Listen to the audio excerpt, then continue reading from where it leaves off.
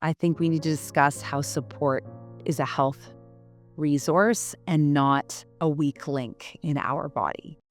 Psychological symptoms during perimenopause, anxiety, feeling emotionally overwhelmed, brain fog can actually make it harder for women to seek support. Think about that for a minute. The more overwhelmed you feel, the less likely you are to reach out. And the less likely you reach out, the more isolated you become. It's a cycle. That's a crappy cycle, if you ask me. Sister, can I gently challenge that? Perimenopause has a funny way of exposing the stories that we've been living by. And one of the biggest stories that I see is that strength means doing everything ourselves. Hey there, I'm Bria, and welcome to the Period Whisperer podcast. If you're over 35 and ready for real answers about your hormones, you're in the right place. Hit subscribe and stay with us. Hey there, sister. Welcome back to the Period Whisperer podcast.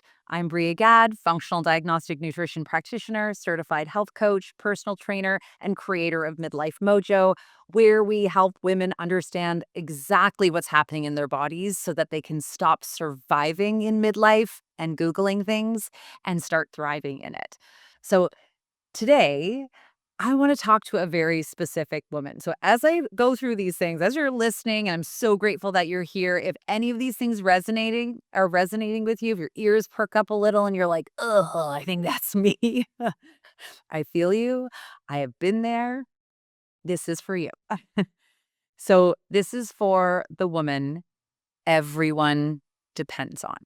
The one who remembers everyone's birthdays, schedules the appointments, keeps the family calendar running, checks in on aging parents, supports her partner, shows up for her kids, leads at work, volunteers, organizes, plans, carries, and somehow still feels guilty when she sits down for 5 minutes. From the outside, she looks like she has it all together: strong, capable, reliable.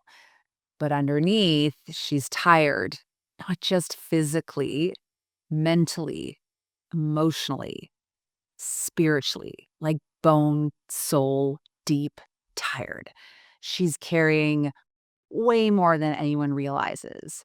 And culture and society have grown that, nurtured that, pushed that into her.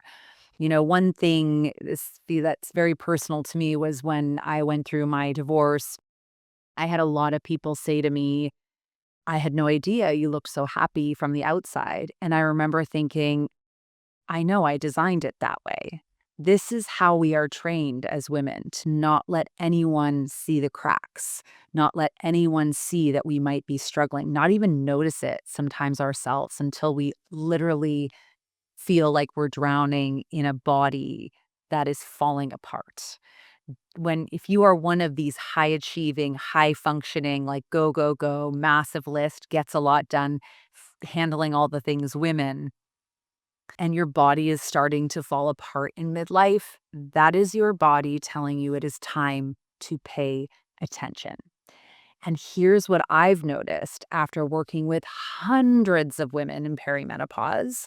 Perimenopause may be the first time in a woman's life where being the strong one, being the one that holds it all together, that goes the extra mile, stops working. Not because you're failing, but because your body is beginning to ask something different of you. Balance, recovery, time to think about yourself.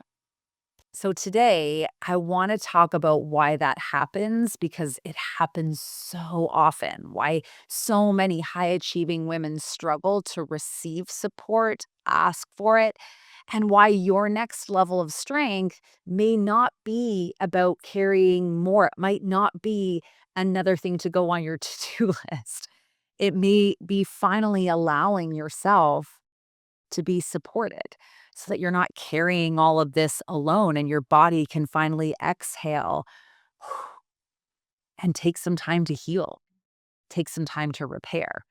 One of the things I'm always so aware of as a metaphor is that women these days in midlife are asking Olympic levels of output of their body, Olympic levels of productivity of their brain, their body, their soul, their energy. And yet they are not treating themselves like an Olympian. Olympians, if you know one, have certainly train hard and do exceptional things. And they have a team supporting them. They also have massages and acupuncture and downtime and off seasons and recovery periods and someone else cooking for them. That's why they get to be so great because they have a natural skill which they have honed and dedicated to. That's what's so unique for them, but they don't do it alone. Any Olympian would say that to you. So, if you are an Olympian, if you are a woman acting like an Olympian but not treating yourself like an Olympian, I want to ask you a question. When was the last time someone took care of you the way you take care of everyone else? Not because you earned it and worked at 150% capacity so you could take a week off vacation to come back and work at 150% capacity to make up that 100% missed in the middle. Not because you finally reached your breaking point, just because they noticed.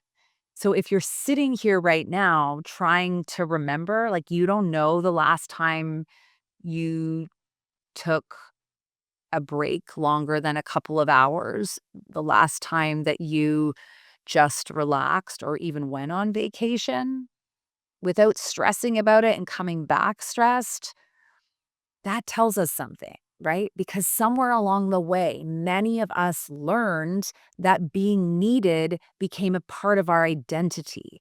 We became the capable one, the dependable one, the woman who could handle anything. And while those qualities are beautiful, they can also become incredibly heavy, especially in midlife.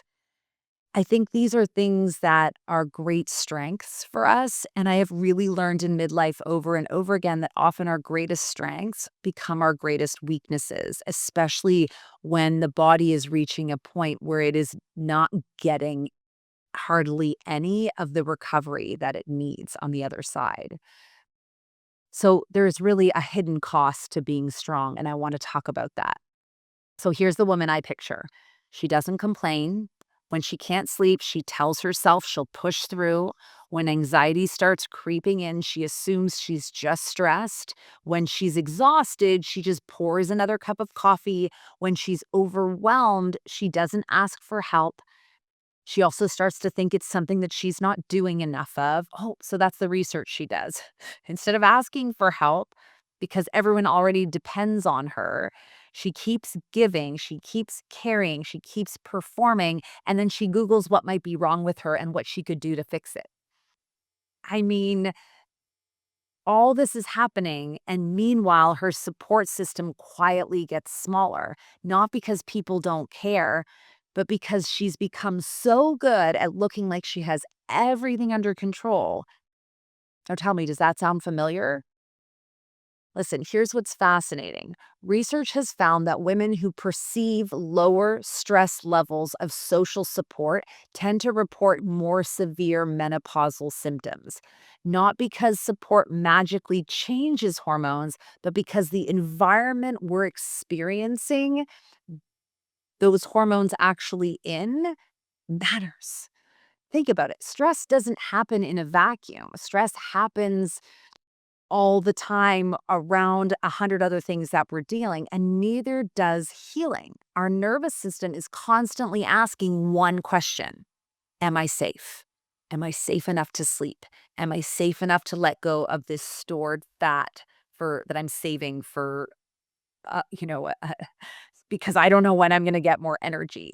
Am I safe enough to relax? Am I safe enough to shift out of alert and into repair and heal? And feeling supported is one of the ways our body answers yes. Now, here's something else that I think researchers have observed. Psychological symptoms during perimenopause, like things like anxiety, feeling emotionally overwhelmed, brain fog, these can actually make it harder for women to seek support. Think about that for a minute. The more overwhelmed you feel, the less likely you are to reach out. And the less likely you reach out, the more isolated you become. It's a cycle. That's a crappy cycle, if you ask me. And I think so many women find themselves there without even realizing it. In fact, I've seen it. I've seen it in myself. So maybe you've thought, I don't want to bother anyone, or they already have enough going on. Oh my gosh, these are things that I've said so many times. I should be able to handle this. I'll figure it out. Sister, can I gently challenge that? And I say these things to myself, so you're not alone. This is a practice we have to do. What if those thoughts aren't proof that you're fine? What if they're proof that you've spent decades believing that your worth comes from what you carry? Perimenopause has a funny way of exposing the stories that we've been living by. And one of the biggest stories that I see is that strength means doing everything ourselves. So I think we need to discuss how support is a health resource and not a weak link in our body. Imagine two women here. Both slept terribly. Both are navigating fluctuating hormones. Both are waking up exhausted. Both have demanding jobs. Both have families relying on them. On paper, their symptoms look almost identical. But one woman is carrying it all alone. The other has a partner who notices that she's struggling, a friend she can text, someone who offers to make dinner, someone who asks, "What do you need today?" The sleep disruption hasn't disappeared. The hormones haven't magically changed, but the weight that she is carrying feels different because she's not carrying it alone. Support doesn't necessarily erase symptoms, but it can change how heavy those symptoms feel. And that's such an important distinction. Support is a health resource, just like sleep, just like nourishing your body, just like movement, just like stress management. These are the pillars we talk about all the time. You weren't designed to carry every challenge by yourself. So let me ask you something. When was the last time someone supported you the way that you support everyone else? Or when was the last time you allowed someone to support you the way that you support everyone else? And I think I can take that even deeper, especially if you have children, because there's a lot of women, I've been there myself, and I have a lot of clients who sacrifice the needs of their body for the wants of their children, this ultimate motherly sacrifice that we have. Would you want, like, if your child was struggling, like when you are 65, 70, and your child is going through perimenopause, would you give them the same advice to just suck it up and do it anyway? Or would you talk to them about getting support? Sometimes when we take ourselves out of ourselves and think about the advice we might give, especially to our children or our loved ones, things change. So if I ask you, when was the last time someone supported you, or you allowed someone to support you the way you support someone else, and your answer is right now, I honestly don't remember, maybe that's something worth paying attention to. Because sometimes what makes midlife feel so overwhelming isn't the symptom itself, it's the fact that you're carrying the symptom, the stress, the responsibilities, the invisible mental load, and everyone else's needs all at the same time. If there's one thing I hope you take away from today's conversation, it's this. Being strong doesn't mean carrying everything by yourself. In fact, one of the strongest things you can do in midlife is allow your guard to come down, to admit that you are tired, to admit that you don't have all the answers, to admit that maybe you weren't meant to navigate this season alone. Sometimes one of the most freeing things I am finding as I'm working on this practice myself is just saying, I don't know. I don't know. I don't have that answer. But why don't you ask ChatGPT? Because I'm sure that you could get an answer from someone else. You don't need it from me. I'm just kidding. That's the humor in all of this. But for so many years, you've been the one who everyone depends on, the one who figures it out, the one who keeps going, the one who carries the load, who fills in the gap. But even the strongest women need support.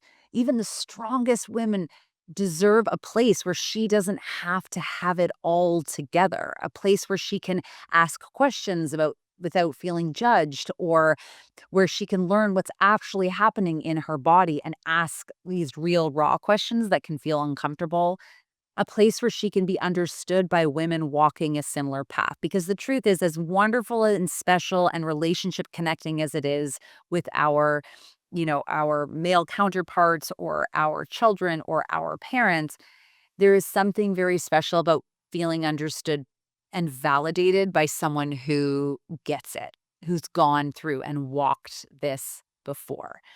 So this is exactly why I created Midlife Mojo, not because I think you need fixing or that any woman needs fixing. You're not broken. I created it because no woman should have to navigate midlife in isolation or be alone in their computer Googling things when they're feeling horrible inside. Inside of our community, you'll find trusted education rooted in science, practical tools you can actually use, like a step by step blueprint to ensure you are doing the things you need to do for your body in the busy life that you have, live coaching, a community of women who understand exactly what this season feels like.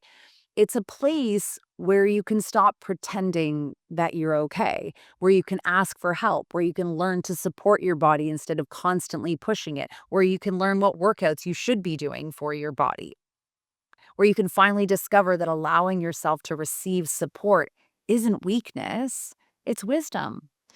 So if you've been carrying the weight of everyone else's world, maybe today is the day you set a little bit of it down.